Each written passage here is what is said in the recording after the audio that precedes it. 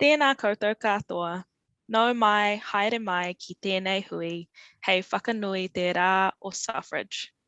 Tēnā koutou, tēnā koutou, tēnā koutou katoa. No hāmoa me puke tāpapa ahau. Ko ahau te tumuaki o te kaunihira o wāhine o Aotearoa, Tāmaki Makaurau. Ko Joy tōku ingoa. Ko tēnei te wiki o te reo Māori, kia kaha te reo Māori. Kia ora and welcome everyone to our annual celebration of Suffrage Day, particularly those of you who are joining us from Tāmaki Makaurau in lockdown level 4. My name is Joy and I'm the president of the Auckland Branch of the National Council of Women, New Zealand. We have an amazing lineup of speakers today, all of whom happen to be incredible Samoan women and who you can see on the screen. But before I introduce them, I will say a few words about NCWNZ. I'm proud to be a part of NCW, an organisation formed 125 years ago this year by Kate Shepherd to provide a political voice for women after winning the right to vote. All around Aotearoa, we celebrate the huge achievement of being the first country to see women have the right to vote. But as we all know, there's still a lot more work we can do. So just a little bit about NCW. We are an umbrella organisation made up of many different diverse organisations, too many to list, but it does include different faith groups, political parties and unions, as well as many individual members. Our strength is in our diversity and a focus on what we need to do to advance the status of women and to achieve gender equity. We promote this agenda in a range of different ways, including responding to government policy and legislative changes, through campaigning for changes like pay equity, paid parental leave, by publicly commenting with a gender perspective on events, and on promoting compliance with international treaties, and a whole lot more. Here in Auckland, we respond to local government policy and legislative changes to ensure a gender lens has occurred. And we started activities like our annual speech competition, and we'll hear from the winner of our 2021 speech competition today. Our most recent gender attitudes survey has just concluded. And from these results, we'll be able to see if attitudes around gender roles have changed in Aotearoa since the past two surveys in 2019 and 2017. If you would like to check out more information about that, please feel free to go to our website, www.ncwnz.org.nz. I'll now move to introduce our first speaker. Whaatalofa atu ma le whaaloalo, Councillor Josephine Bartley. Talofa, talofa lava. In 2018, Councillor Josephine Bartley was elected as a councillor representing the Maungakiekie Tāmaki ward. She is also the first Pasifika woman elected to Auckland Council. Councillor Josephine will be speaking to us today about CEDAW and the fact that Auckland is now a CEDAW city. Thank you, Josephine. Thank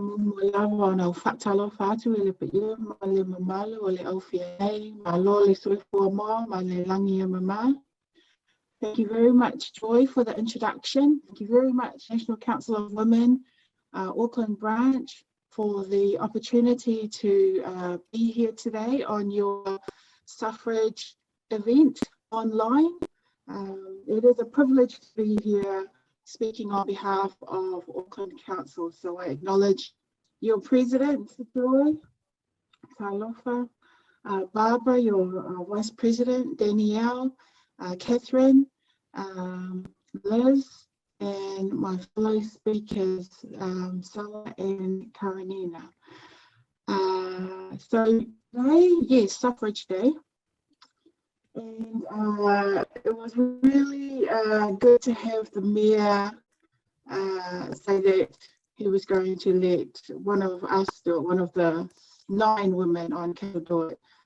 I think that is a good thing, because when you look back at Auckland Council, there, in terms of female mayors, if I can quote Scribe, there hasn't been many, if any. And that's another sign of how far we have yet to go in local government, although we have a good number of female councillors and females represented on our local boards.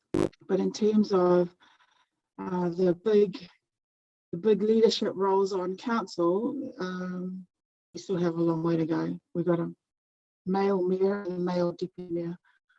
And if you look at one of the corridors in the town hall, which has the photos of all the previous mayors dating back to the 1800s, I think, it's a very dim picture. I don't see myself represented there as a woman or as someone of ethnic diversity, and so it's quite a daunting picture. Okay. Anyway, still a long way to go. But in terms of speaking today for Council on CEDAW, I want to thank Councillor Kathy Casey, who asked me to do this report. And Kathy was the chair of the Community Development and Safety Committee, where advocacy first came from National Council of Women New Zealand, National Council of Women Auckland, Pacific Women's Watch, Pacifica, a whole number of organisations, women's organisations came together at council and advocated for this. So Kathy was chairing the committee, and a number of you came and spoke to us about Auckland becoming a CEDAW city. So thank you very much for your advocacy, because with the role of council, there's never that space to look at gender and to prioritise gender. When decisions come before us, there's never a gender perspective put on it, or a gender consideration. So it is very important for the advocacy to still continue. And I'm really sorry that, the organisations have been pushing so hard for so long for so many things. And yes, we have the right to vote. Thank you so much. But there's still more that we need to do. So anyway, this is the report back from your advocacy to Auckland Council regarding CEDAW. So that was 2018. And from that 2018 meeting, the committee approved a number of recommendations, and they were endorsement of CEDAW goals as providing a strong framework, endorsement of council work programs that aligns with CEDAW goals, committee oversight. Committee oversight now through our PACE committee, which is the Parks, Arts, Community and Events Committee, where we'll get biannual reports on how council is aligning to CEDAW goals. And then officers seeking to identify other work programs through our council controlled organisations, as well as within council, that align with CEDAW. So that was the recommendations that were approved from that 2018 meeting where you all attended. Since then, council has worked hard to increase voter turnout, noting that there were only 2 out of 5 female candidates in the previous council election. It signed agreements with ministries for women, Office of Ethnic Communities, Ministry of Pacific Peoples, to collaborate on pipelines of applicants for our governance positions on our community council controlled organisations. And noting it was only recently actually that we appointed women of Pacifica descent on our CCO, so that's the first time. Our demographic panels, 58% are women, acknowledging that we also, as a council, celebrate International Women's Day. We have senior leadership targets at council, 48% women in our executive leadership group. We have a graduate program, He Ata Female Leadership Program. 45% of the women involved in that program have made career advancing moves onwards from there. August 2020, Auckland Council got the gender tick. There's also a women's leadership network at council. And then council also looks at making itself a fairer employer for women through gender pay, flexi hybrid working arrangements, parental leave, and parental leave. In terms of going wider than the internal organisation of council, community facilities, our community programs, all have focus and work towards empowering women or catering to women. We have Amotai, which is about social procurement, aiming at our diverse communities, Māori and Pasifika women, Up-Tempo, which looks at well-being, the welfare or economic financial well-being for women, and increasing that. So that is mainly based through South Auckland, and recently was the arm where we were trying to recruit COVID tracers for Ministry of Health, was Datacom, and over 4,000 inquiries came through for that program that was run through Council, Auckland Council. So these are just a few of the things that Auckland Council has deliberately put in place to try and address gender, to try and address some of the CEDAW goals, as well as the Auckland Plan, which talks about belonging and participation. There are other ways where we can do more, and I'm looking in particular at city planning and urban design and women in urbanism and the role that they play there. And so those are just some of the things that I wanted to highlight today from Council's report regarding CEDAW. But I'm looking at the time, I don't want to go over my time, but in terms of how far we've come, yes, we've come a long way, and as women on council, we bring a different perspective, not just how to run the city, not just about budgets, but also how to care for each other and bring ourselves to the role and bring emotion to the role, into the city. So I think I'll end on that note. I hope that was enough information for you. I really do want to acknowledge the role that everyone plays in terms of advocacy, and acknowledge my fellow, my Auckland Council women colleagues and the work that Auckland Council does. Yeah, there's still a long way to go. Issues with equity, far reaching in this city. And we do have a lot of work to do to address those inequities, as we all know, in terms of homelessness, in terms of food insecurity, which we're seeing right now with COVID. So many people, that's the main issue in our communities right now, is food. People are struggling to get access to food. So yeah, as a city, where does that put us? That's where we can come in with this whole bringing ourselves to the role and caring about each other. Because it's not just about physical infrastructure that builds a city, but the social infrastructure, the community infrastructure. But I will leave it there, because now I'm definitely on my time. So thank you very much for the opportunity. Whakataitele lava, and I hope that filled your brief of CEDAW and Council. Thank you. Whakataitele lava, Councillor Josephine Bartley, thank you for joining us today on this live stream, and to give us an update on what Auckland Council is doing with CEDAW. It's really interesting to hear about the different leadership programs and initiatives that Auckland Council have created, but it's also great to have you acknowledge the need that there's still a lot more work to do, particularly for different communities, and thank you for the work that you do for those communities as well. I'll now introduce our next speaker. The National Council of Women is proudly committed towards sustainability and working towards a cleaner, better environment. The topic of our speech competition this year was, "The greatest threat to humanity is thinking someone else will save it. What will you do?" And we had a number of awesome speakers this year, but I'm proud to introduce our first place winner, Sala Angalava, who is a Year 12 student at Macaulay High School. She is going to share her winning speech. So take it away, Sala. Cool. Tala falava, malo le soifua maua malalangi mama, Kia ora, happy Māori Language Week. Warm Pacific greetings to everyone that is tuning in and celebrating with us today. Before I start, I just want to thank the team here at NCWNZ Auckland for giving me the opportunity to speak alongside two amazing women who are paving the way for young girls like myself all over New Zealand. So yeah, thank you. My speech is titled A Culture for All. He aha te mea nui o te ao. What is the most important thing in the world?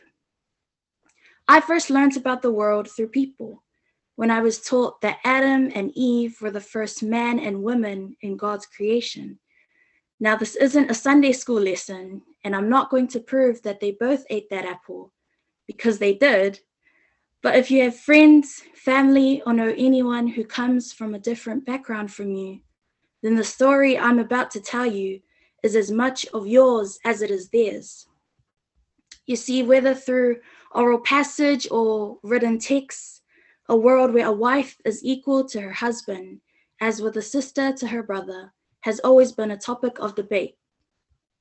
They say that home is where the heart is. However, home here in New Zealand is built on the ideas of our men being manly, as it is right from a young age they are pardoned with boys will be boys. When we teach our daughters obedience and toleration, they become the canvas of a man's bottled emotions, just like 1 in every 3 New Zealand women. We try to wash away the blood of our daughters at our fingertips with the same waters that are rising against us, inviting men to the conversations we have about gender equality, knowing violence towards women connects to how we look after the earth, nurtures a culture of holding ourselves accountable. As a young Samoan woman, I am a product of adversity and have to work twice as hard to accomplish my aspirations in life. Ruby Kaur's Women of Color says, "Our backs tell stories no books have the spines to carry. They carry intergenerational trauma before having to carry children into a world that teaches them about the Rosa Parks or the Susan B. Anthonys before they learnt about Dame Whina Cooper, who led the fight for Māori land and its women, or Fiame Naomi Mataafa, the first female prime minister in Samoa, and one of the only to lead a Pacific Island nation. How are we meant to have our voices heard when there are fewer people that represent us and the experiences close to home? Following Indigenous and Pacifica leadership is recognizing a history of being robbed of their mother tongue, to then speaking the language of the colonizer and still not affording the same rights. It is the faces of my peers and my family that remind me that to be Māori or Pacifica is one thing, and to be a female is another. On average, women get paid 9.5% less than what men get paid, being even less for women of color. This is according to Statistics New Zealand, linking to the Pacific having the lowest rate of females in politics anywhere in the world. Research shows that girls lose interest in STEM subjects, being science, technology, engineering, and mathematics. They try to pull up a seat within the hierarchy of society while trying to challenge the status quo. Our children and our children's children should live in a world where the words coming from the mouth of a female orator are valued just as much as the next male high chief in her village, or the little girl in class is equal to the male CEO sitting in his office. You might see me as just the girl who tried to prove that it took both man and woman to eat an apple, or think, how any more different could we be? But I encourage you to stop for a moment, maybe close your eyes, and open them again. What do you see now? He aha te mea nui o te ao. He tangata, he tangata, he tangata. What is the most important thing in the world? It is the people, the people, the people. Thank you. Whawhitai te le lava sala mo le saunoanga matangowhie. Thank you, Sala, for your beautiful, inspiring and respectful speech. I'm sure everyone watching can see why she won our speech competition this year. And thank you again for giving your speech to all of us on this call. Whaatalo whātu, ma le whaaloalo I lau a whionga saunoa ma'ali'i Dr. Karanina Sumeo. Malo le soifua ma le langi e mama. Let me introduce our next speaker, le awhionga saunoa ma'ali'i Dr. Karanina Sumeo, the Equal Employment Opportunities Commissioner for the Human Rights Commission. She will be speaking to us today about her work on pay transparency, pay equity, and the Pacific pay gap. Thank you. E ngā mana, e ngā reo, rauranga tina mā, tēnā koutou, ngāti whātua, tēnā koutou. It's my absolute honor to be here with you today. The National Advisory Council of Women have been there from the beginning and are still there. Hey, Catherine. And it's times haven't always been easy, in our journeys, whether as women's advocates, in our communities, in our churches, in our businesses, in our local government. And I acknowledge Councillor Bartley, whether it's our young leaders in schools, malo, saunoa, sala, matamofie lau sanuanga. Everywhere, I want to acknowledge the work of our elders and our mothers and our aunties and our grandmas and those who've gone before today. And I want to acknowledge our young people who are also raising their voices in this total belief that we are we should be an equal and equitable society. So thank you everybody for the opportunity for me to come and be here with you. Joy, I am always very, very proud. I have 3 young people myself. And when I see our young people leading, it's inspiring. It is a fulfillment of the dream that my grandparents, when they brought me here, that the next generation will rise up and claim their space and contribute to this community, as well as contribute back to our homeland. So very, very proud.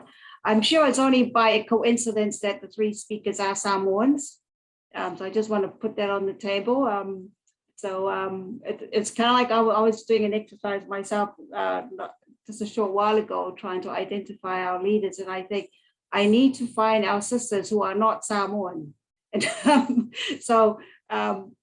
please send me a message if you're not Samoan and you're listening, and I'd love to come and get to know you. So you've asked me to speak on pay transparency and other things. So, as Councillor Bartley has acknowledged, we have this ability to vote, and that's equal, but we're not equal. And I think that's a very harsh reality. And the impact of COVID has really hit home the inequities, even amongst women in Aotearoa. The disparities are so huge. And before I go, can I just acknowledge the work that the council is doing to keep Auckland, especially during lockdown, to keep us functioning, to keep the water, keep an eye on the dam levels every day. And I'm thankful to God for sending us water, because that's beyond our control. If it doesn't rain, we get no water, but everything that the council does to keep our city going. Thank you very much. I want to acknowledge our public servants who are working overtime. I want to acknowledge our essential workers, especially our community out in New Lynn who were affected by that awful stabbing there. I want to acknowledge our essential workers and our families and all our nurses and everyone who rallied behind to support the survivors of that attack. So thank you. In terms of pay transparency, so as you mentioned, Sala, in your speech, we have this gender pay gap. We're all familiar with the gender pay gap. What we know, of course, is that when we look at our, just within our women's cohort, there's huge disparities. Pacific, of course, are at the bottom, the gap being around 27%. With our Māori sisters, the gap is around 23%. With our Asian sisters, the gap is a little less than that. And what I'm wondering is, where is the outrage? Where is the outrage about the ethnic pay gap? You know, a lot of investment. I think we've gotten to a stage now where we generally, the country accepts the gender pay gap and we need to close it. But where is the outrage? Where are the warriors, keyboard warriors calling for change? We have a petition, the Human Rights Commission launched a petition to close the gender pay gap and the ethnic pay gap, going on a year and a half, and we're struggling to get signatures. And I'm wondering, why is that? We are looking at ethnic diversity of New Zealand, close to 40% who are non-Pākehā. So when we talk about the ethnic pay gap and pay transparency, we are talking about something that will benefit a huge chunk of our population.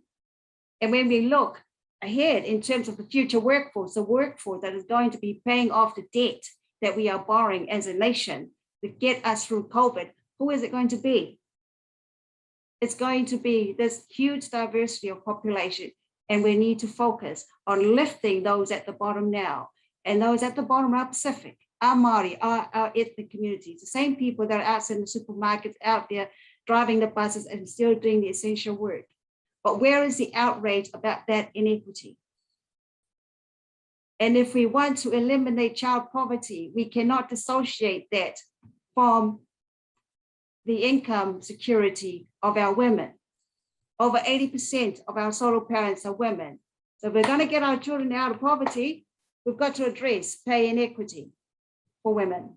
And so pay transparency fundamentally is really, really important for us to get behind and push the government to support. We cannot have fair pay agreements if the pay isn't transparent. How do you know if you're paying fairly if you don't know what you earn compared to others? It's almost like fundamentally, we understand the importance of transparency when it comes to spending public money in terms of wage subsidies and supports to our businesses. We understand how important transparency is in terms of accountability for public money. Where is the accountability to women? Women are also taxpayers. Where is the accountability for that? So let's look at pay transparency as something that we care about in terms of we're going to address pay inequity. And it's great to hear Councillor Bartley in terms of what's happening in the council. My question to you is, does the council make it a practice that every ad they put out has the salary bands on them? Because if not, please take that to the council. We can just that. So empowering whoever is applying for a job to understand what the pay salary is for that job, what's it worth, would be something we don't need to regulate for, but it's something that we can do to empower, whether it's a young graduate entering the workforce for the first time, whether it's a new migrant who's come into the country who doesn't know the value of their talents in this market, whether it's a parent who's been parenting at home and wanting to re-enter the workforce. You know, that basic transparency is really, really important. So New Zealand is quite behind if we compare ourselves to countries like Canada, look at over France, United States, even to Australia.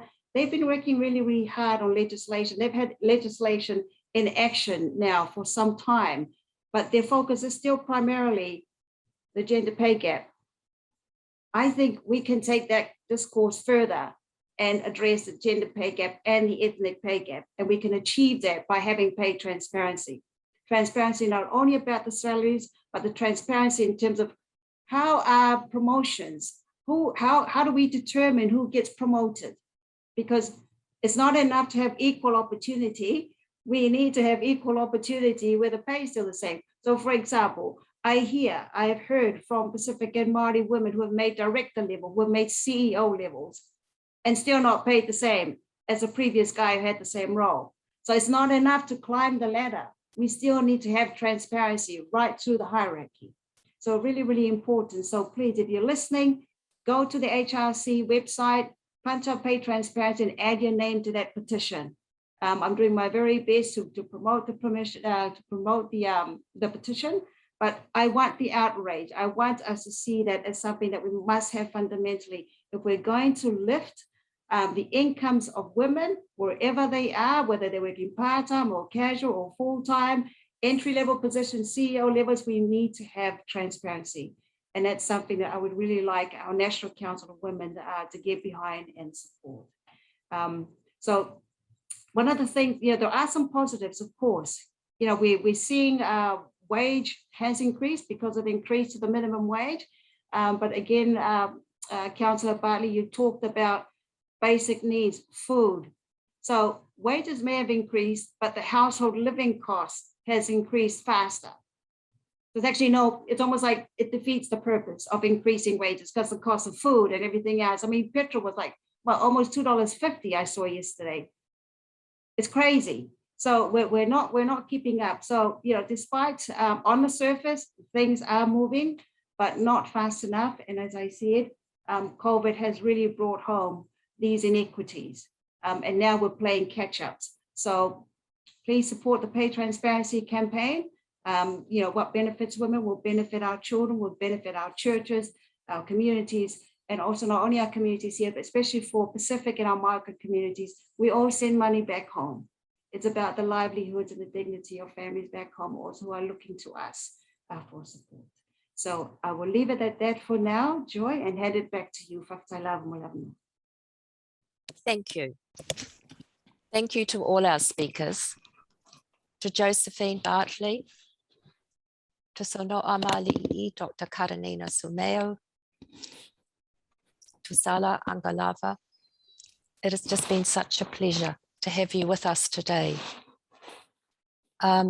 Josephine, it was great to hear about your mahi around your CDAW activities, the vast array of actions and activities and activism and lobbying that you've been engaged in over the years. And it's wonderful to know that you are amongst the leadership pushing forwards on this into the future. Our grateful thanks to you for all that you've done for the constituents of the NCW organisation. Sala, it's the second time I've heard your speech and it gets better each time. Wonderful to learn about how you see a culture for all. And I was particularly listening to what you were saying, and I'm sure that everybody listening would agree with me. When you came to the bit where you said you stop and you close your eyes and you think about what's important, and it's the people, and the people. Well, Sala, we're so grateful that you're one of those young people who are going to take us forward, working towards a much more inclusive Aotearoa and a culture for all. Lastly, Dr. Karanina Sumeo, thank you so much for the work that you're doing around pay equity, pay transparency. Wonderful for you to bring your rage to us today at the ethnic pay gap as a timely reminder to us all that these things are far more complex and that a gender pay gap is actually masks even greater inequities underneath. And a reminder to those of us here today who are activists or researchers that we must dig deep and we must work hard. It has been wonderful having you all here today, sharing your passions, your wisdom, your knowledge, and so much mahi. On behalf of NCW, I'd very much like to thank a few people. I'd like to thank Genevieve Abrahams from the Auckland Council for the fabulous work you've done in supporting our team and bringing this together. I'd like to thank Auckland Council and the Human Rights Commission for their support.